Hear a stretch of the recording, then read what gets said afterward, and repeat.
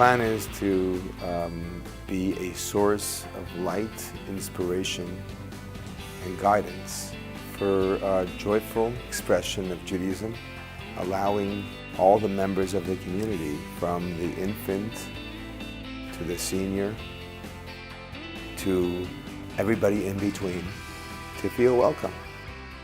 Rabbi Zushi has the combination, in my eyes, of a rabbi, of a diplomat, of a businessman, of a humanitarian, of a visionary. And along with his wife, Zizi, they have been able to become a beloved part of the people who live in the Palisades. Chabad is the message of love. Starting from the Baal Shem Tov, the founder of Hasidism, down to the Alter Rebbe, where everything is about v'ahavta l'reacha kamocha, to love your neighbor as yourself. And that's what Chabad is, a place of love. Part of the Chabad is that they have an open door. And I took advantage of that. I would bring Olivia to school and I would stay for probably the first half hour or so, leave, and then come back around lunchtime and hang out with her and the other children during lunch, and just watching her play with the other kids and seeing how happy she was made me happy. And the teachers, they genuinely love their students. Being outside in nature and being able to do art class outside and eat lunch outside, I just thought that that was amazing. Our goal all along was to find a space that could house a growing, successful early childhood center, and add to that our friendship circle, our camp, and all of the other activities that we provide here. Even in a community of well-to-do Jewish and non-Jewish people alike, Chabad is an outreach to everybody. Before Chabad, my son Max, he had never been to school before, so it was awkward when he came.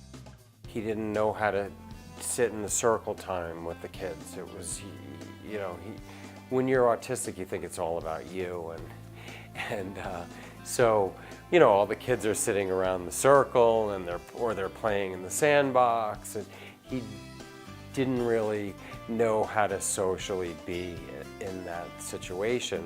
And in a short amount of time, he has changed and excelled so much to fit in with all the other kids that don't have autism. What we feel we can offer is a very strong sense of community, and also another way and another perspective of looking at life's dilemmas and challenges. 5 years ago, I was in between changes in professional careers.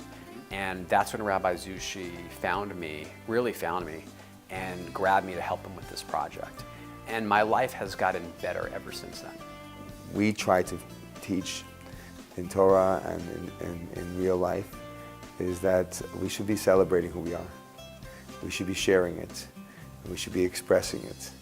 We have plans in the works for a tremendous facility here, a tremendous campus, if you'll call it, for the community to come and use. And it'll be open all the time. We have a dream.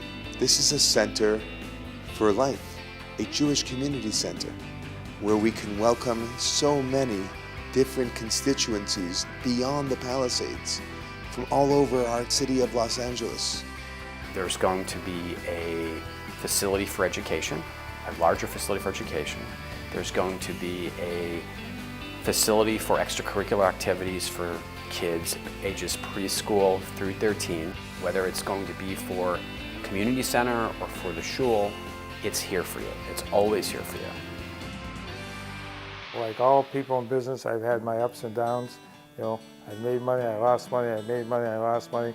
And I remember after one of the episodes where I lost some money, a good friend of mine coming up to me and saying, "Don't you wish you had all those millions that you gave away to Chabad and all those other Jewish organizations?"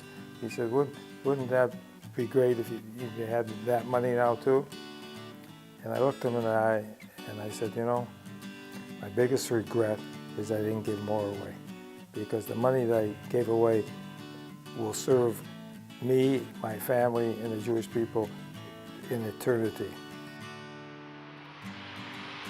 As Moses Montefiore said, I am only worth the amount that I have given away. And the point is that our wealth is in the investment and in the generosity that we have been able and fortunate to share with others.